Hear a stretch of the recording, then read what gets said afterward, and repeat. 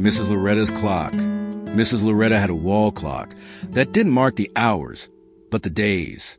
At least, that's how she explained with a crooked smile why she never bothered to change the battery. The hour and minute hands were forever frozen at 3:47, and the second hand seemed suspended in eternity. It was a convenient metaphor to excuse her own laziness, or perhaps to give some meaning to that useless object she had inherited from her late husband.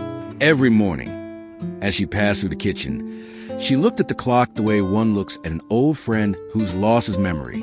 And, curiously, it always reminded her of something. The coffee that burned on the day the hands got stuck. The phone call from her distant daughter.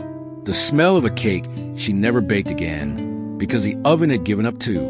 Life, after all, is just a collection of broken things we insist on keeping close. The neighbors said Mrs. Loretta lived in the past.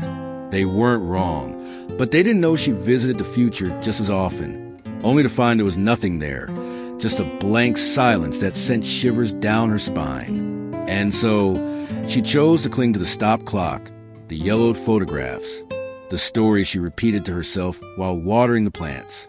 It felt safer that way. One afternoon, her grandson showed up with a gift, a sleek digital clock, full of functions Mrs. Loretta would never understand. He hung it on the wall beside the old one, like installing a new heart next to a failing one. When the boy left, she stood there for a while, looking at both clocks. One, frantic, blinked numbers with the arrogance of modernity. The other, still and silent, seemed to whisper secrets no one else could hear. The next day, Mrs. Loretta quietly removed the battery from the new clock and returned to living in a time where nothing moved, because deep down, she knew the only hand that truly matters is the one we carry inside our chest. And that one, poor thing, can never be switched off.